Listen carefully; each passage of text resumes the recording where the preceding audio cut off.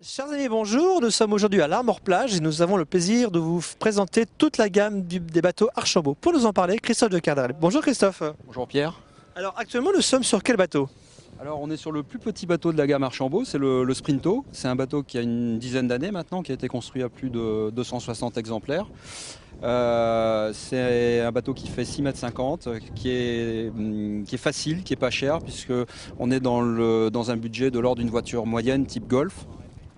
C'est un bateau qu'on peut mettre sur une remorque et donc on peut emmener partout. Donc c'est le principal intérêt de ce petit modèle qui se décline en deux versions, puisqu'on a une version dériveur intégral sur laquelle on se trouve, donc qui présente l'avantage d'avoir un tirant d'eau de 20 cm, donc on peut bitcher extrêmement facilement.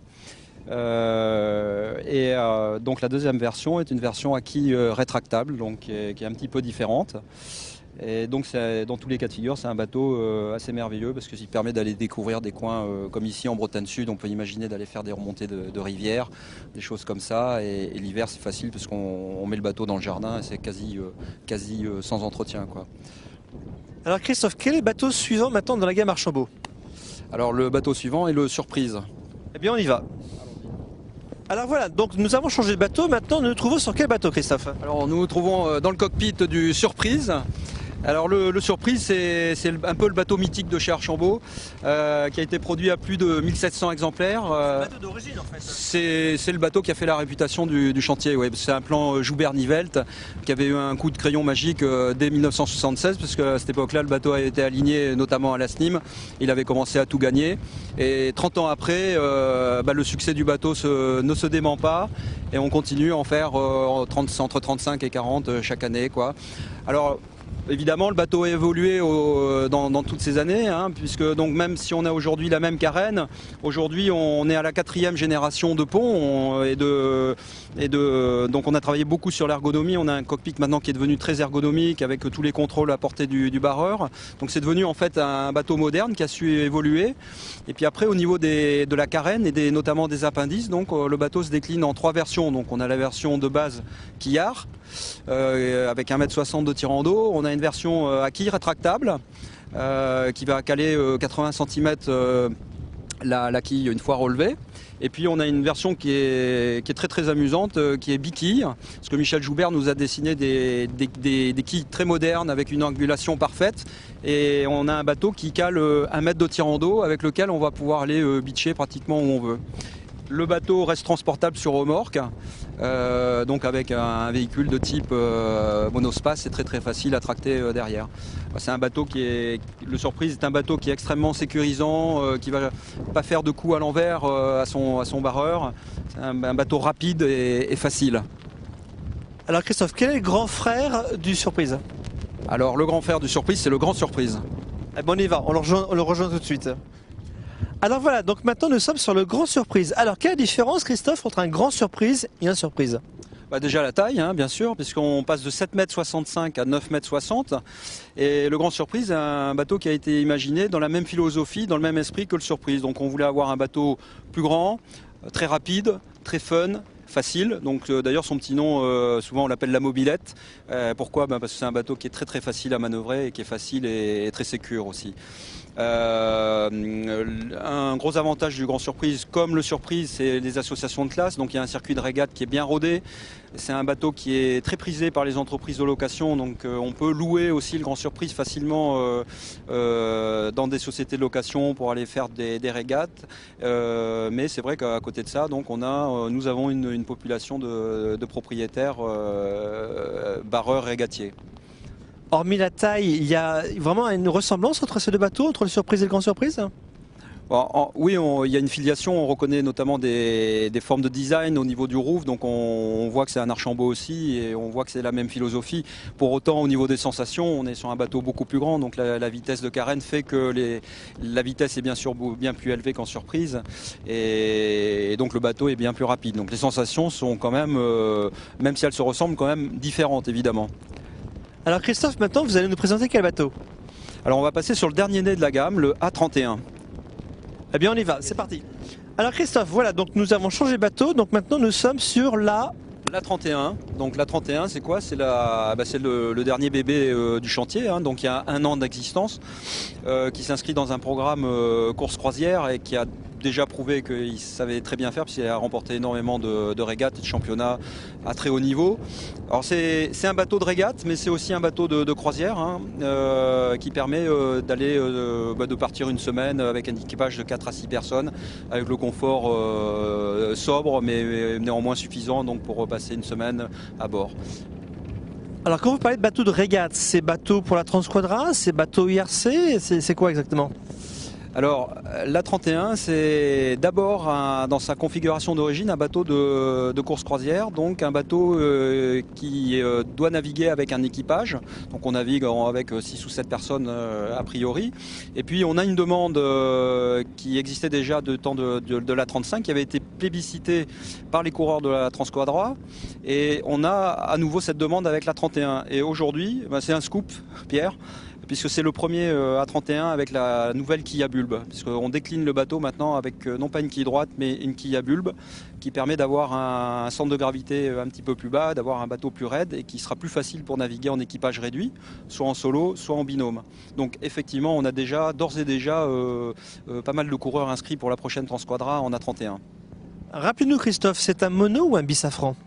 Alors le bateau aujourd'hui est un mono safran, il est plébiscité par les coureurs comme mono safran, hein, le contexte est différent de la 35 qu'on avait décliné assez rapidement en A35 pour les coureurs de la Transquadra, mais on est prêt à sortir à la demande de nos clients un bisafran, hein. La réservation pour le bisafran est prévue dans la coque dès la construction, donc ça veut dire qu'aujourd'hui quelqu'un qui va opter pour un A31 mono safran pourra changer dans le temps et donc améliorer, enfin, ou en tout cas faire un bateau un petit peu différent avec une configuration bisafran. Alors c'est un bateau qui a besoin de combien de personnes en navigation, en équipage? Alors en équipage, le bon pour des équipages normaux, on va dire en poids, c'est 6-7 personnes. Et en croisière, c'est un bateau qui peut embarquer combien de personnes pour dormir à bord tranquillement? Alors 4 formidables, donc une famille avec 2 enfants. Bon après, si les gens s'entendent très bien, effectivement il y a 6 couchages. Alors dans la gamme A, quel est le grand frère de la 31? Mais après la 31, on va passer sur le A35. On y va? Voilà, donc nous avons changé de bateau, donc maintenant nous sommes sur la... Sur la 35, donc la 35 c'est un fleuron de la gamme, hein. C'est le premier bateau de la nouvelle génération DA qui est arrivé dans l'hiver 2005-2006.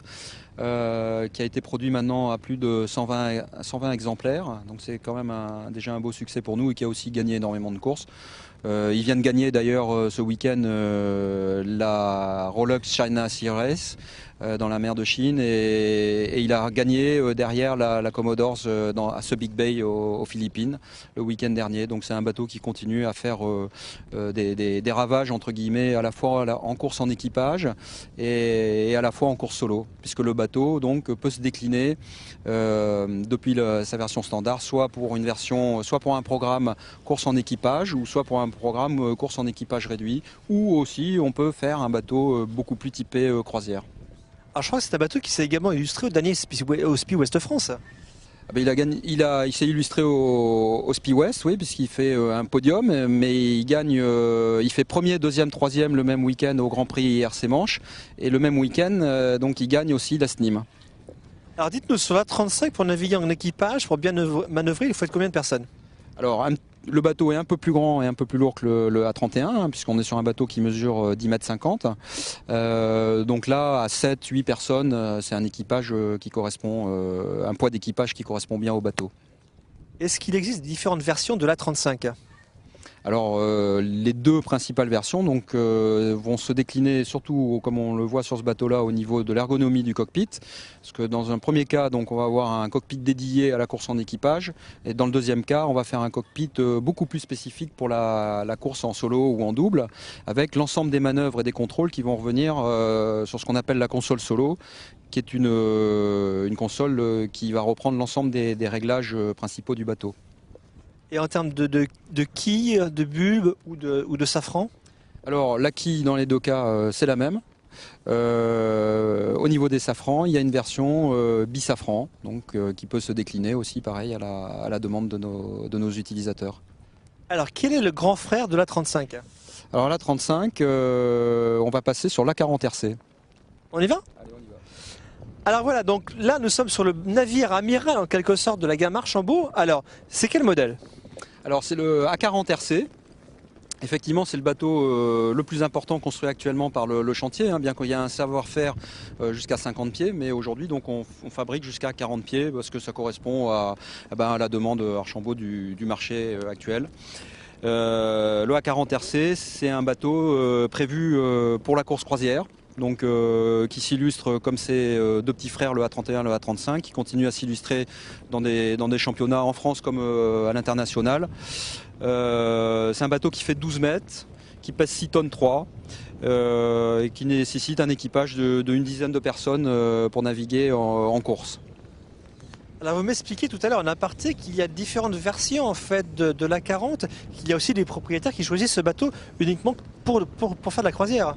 Bah oui, complètement, parce qu'il y a des amateurs de belles carènes qui vont pas vouloir aller se mesurer sur des lignes de départ, mais qui ont envie d'avoir d'abord un beau bateau, hein, qui a des lignes fines, un beau dessin, de la gueule comme on dit, des bateaux sexy, et des bateaux surtout qui vont être rapides. Et donc c'est un plaisir aussi, même si on est en croisière, d'aller vite, et c'est même un aspect de sécurité, parce que quand le vent arrive, c'est quand même bien sympa de pouvoir rentrer rapidement au port. Alors là, nous avons présenté donc tous les bateaux de la gamme Archambault qui sont connus, mais il y a aussi un nouveau bateau qui va bientôt sortir. Vous pouvez nous en parler en quelques mots?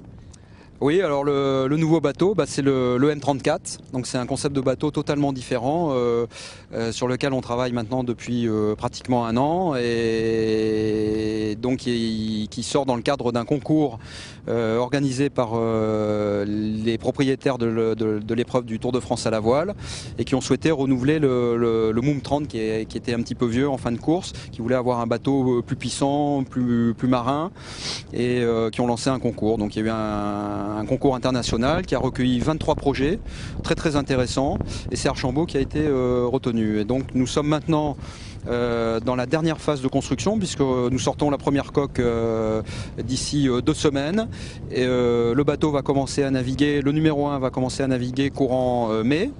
Nous serons en démonstration au Tour de France 2010 pour montrer le tout nouveau bateau aux coureurs et le premier Tour de France en M34 aura lieu en 2011. Donc on est aujourd'hui dans le respect du calendrier qui avait été fixé.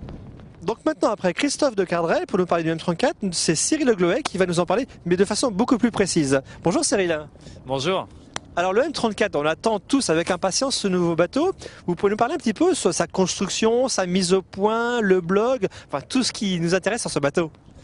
Le M34 c'est un dossier qui est long. C'est un bateau qui a été donc choisi et signé avec le chantier le 31 juillet 2009 pour être présent sur le Tour de France 2011. Depuis 2009, on est toute une équipe à travailler sur la construction de ce bateau. Donc par des procédés performants, techniques, pour que ça fasse un vrai bateau de course qui plaise vraiment aux coureurs. Je pense qu'on est en train de faire un très beau bateau. Le bateau va bientôt voir le jour, hein, on est en phase finale. Vous savez tout actuellement? Actuellement, on a un pont qui est construit, qui est à Castiller, une coque qui a été moulée et infusée et qui est en cuisson là, en ce moment même. Et l'assemblage du bateau va se faire courant mai. Et je pense que le premier bateau va être mis à l'eau fin mai. Alors en termes de construction de matériaux, qu'est-ce qui a été choisi? Alors c'est une coque fabriquée en sandwich SP System. Donc c'est des panneaux de sandwich PVC pré-imprégnés d'époxy. Donc ça nécessite une cuisson au four pour l'époxy, etc. Ça permet de maîtriser complètement le poids de la construction de la coque. C'est-à-dire qu'on va mettre exactement le même poids de sandwich dans chaque coque. C'est une construction technique qui permet de maîtriser ça pour la monotypie. Avec dedans un contre-moule, en fait une structure qui viendra se coller à l'intérieur, pareil, qui est fabriquée également en infusion pour pouvoir maîtriser le poids de cette pièce-là également, qui viendra prendre toute la structure. Un puits de quille avec une structure de puits de quille qui est construite en carbone, sous vide également. Pour la rigidité de l'ensemble, et puis le pont qui est fabriqué en infusion avec une peau carbone, un sandwich pareil en SP System époxy et une peau carbone aussi à l'extérieur. Donc on se retrouve avec un ensemble très léger, très rigide pour un poids total d'un bateau qui va avoisiner 2 tonnes 4, dont un bulbe d'1 tonne dans les 2 tonnes 4. Cyril, vous pouvez nous parler un petit peu du plan anti-dérive? Qu'est-ce qui a été retenu? Alors oui, le bateau, c'est un bateau avec une quille torpille. C'est une quille hantée. Vous avez un voile de quille assez profond, assez fin, avec une torpille en bas qui dépasse. Donc c'est un bulbe qui dépasse en avant et en arrière du voile de quille. Ça a une forme de T à l'envers. Avec 2,50 m de tirant d'eau en navigation et avec un système pour remonter la quille, pour rentrer dans les ports ou le transporter sur sa remorque. On le remonte de 70 cm, donc avec environ 1,80 m de tirant d'eau, quille relevée. Et pour les pales de safran? Le safran, c'est un mono safran, grande profondeur, 1,80 m, en carbone. Alors au niveau gréement, qu'est-ce qui est prévu? Gréement et voile, pardon. Alors, c'est un bateau assez puissant, hein. Le bateau il fait 10,40 m, 2 tonnes 4 de déplacement, le mât fait 16,50 m avec une grand voile de 42 mètres carrés, ce qui est énorme pour un bateau de cette taille-là. Un foc qui va avoisiner les 28 mètres carrés et un speed 130 mètres carrés. Donc c'est un bateau qui va être assez puissant au près, qu'on va avoir presque 75 mètres carrés de voilure au près, avec 2,50 m de tirant d'eau et quasiment 175 mètres carrés au portant. Ce qui va nous donner un bateau vraiment puissant et sportif à mener. Spi symétrique ou asymétrique? Alors c'est un spi asymétrique avec un bout dehors fixe qu'on appelle plus communément une delphinière. Au niveau du mât, Cyril, qu'est-ce qui est prévu? Alors on avait dans le cahier des charges de construction du bateau, il est prévu que le bateau soit transportable sur une remorque. Donc on a dessiné un bateau qui se transporte sur la route derrière un 4x4 ou un fourgon sur une remorque. Il est donc vendu par le chantier avec sa remorque. Et on a été obligé dans les spécificités de faire un mât carbone, puisque le bateau étant très toilé avec 16,50 m de mât, on ne peut pas le transporter sur la route ou difficilement avec un mât de 16,50 m posé sur le pont. Donc on a un mât qui se démonte en 2 morceaux au niveau du premier étage de barre de flèche avec un manchon qu'on enlève et qu'on stocke sous le bateau sur la remorque, qui comme ça ne dépasse pas la longueur du bateau pour le transport routier. Donc on est sur un mât carbone manchonné au niveau du premier étage de barre de flèche en haut module en carbone Thousand Spar. Alors ce bateau va être mis à l'eau quand et comment allez-vous faire pour le mettre au point? En fait, je pense que le bateau sera fini et qu'on va faire les premières navigations fin mai. Je n'ai pas de date précise dès aujourd'hui, parce qu'il y a le mât à finaliser, les bouts dehors, enfin tout un tas de petites pièces à finaliser qui sont assez techniques. Donc le temps de finaliser tout ça, on va le mettre à l'eau je pense fin mai. Et après on va se donner 10 jours, 15 jours, 3 semaines maximum pour faire notre travail de mise au point comme on fait sur chaque modèle chez Archambault. C'est-à-dire qu'on a la chance d'être un groupe de travail avec des navigants qui permet de naviguer avec les bateaux et de valider l'assiette du bateau, de valider l'équipement du bateau, la castillage, la longueur des bouts, le matelotage, la mécanique, le moteur, etc. Et s'assurer que tout va bien avant de commencer, je pense, les essais presse, les essais clients, prospects, etc. mi-juin. Alors aujourd'hui, pour nos lecteurs qui voudraient encore plus d'informations, où peuvent-ils retrouver les informations? Est-ce que vous avez un blog? Est-ce que vous avez un site dédié pour le M34? Oui, alors il y a un blog M34, vous l'avez en lien sur le site Bateau Archambault, vous l'avez et autrement le blog c'est im34.eu que vous avez sur internet. Donc IM34 c'est le nom de la classe, International Monotype 34. C'est une classe internationale qui est affiliée FEDE et affiliée ISAF. La classe est déjà créée et déjà active avec un bureau avant même que le bateau sorte, de façon à pouvoir travailler sur le futur programme du bateau. Alors Cyril, nous serons sur un bateau, le M34 est donc un bateau à jauge stricte, hein, on appelle ça bien ça comme ça. Oui, c'est un monotype. C'est d'où le nom d'ailleurs M34, monotype 34. Donc où il y a une jauge qui est écrite. Donc comme je disais tout à l'heure, la classe est déjà créée avec un bureau où dedans il y a des membres qui sont par exemple le constructeur, l'architecte, des coureurs, des propriétaires, des futurs propriétaires, la Fédération française de voile qui arbitre un petit peu tout ça et qui écrivent une jauge stricte qui est écrite en partie par les architectes et le chantier. Donc à bord, il y aura des points de contrôle pour éviter qu'il y ait un petit peu de magouille, un petit peu de déplacement. Alors ça va même être plutôt strict et draconien, notamment au sujet de la préparation de carène, au sujet de l'armement de sécurité, l'emplacement du radeau, etc., etc. On va assez loin dans cette démarche. On pense que ce bateau pour Archambault, c'est la promotion du chantier, l'étiquette, un savoir-faire, etc. Et pour qu'elle tienne la route, il faut que la monotypie tienne la route. Donc on est très concentré à ce sujet-là.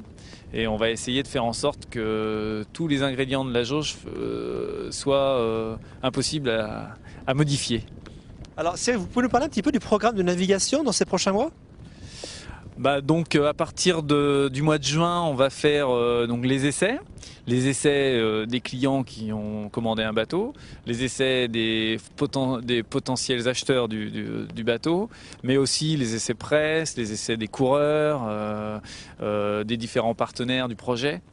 Durant le mois de juin. Début juillet, on va aller sur la ville départ du Tour, qui est la ville de Dunkerque, pendant le temps de la jauge des bateaux, du prologue, etc. Quelques jours, 4, 5, 6 jours, je ne sais pas exactement, pour organiser des essais avec les teams, avec la presse, tous les gens qui seront présents et qui voudront essayer le bateau. Et puis je pense qu'on refera l'opération à l'arrivée en Méditerranée, pour vraiment les gens découvrent le bateau. Voilà, et puis à partir du mois de septembre, des bateaux vont commencer à naviguer. On va essayer très vite de se réunir sur des événements intéressants pour se confronter les uns les autres avec les premiers M34. Cyril, donc le M34, on va le retrouver donc sur le Tour de France à la voile 2011. Vous espérez combien de bateaux? Potentiellement, on peut en construire entre 30 et 45 bateaux. Si on a 30 bateaux au Tour de France à la voile, ça sera Paris gagné. Et puis, je pense que le M34 aura une belle vie. Cyril, merci pour toutes ces informations. Mais de rien, c'est avec plaisir.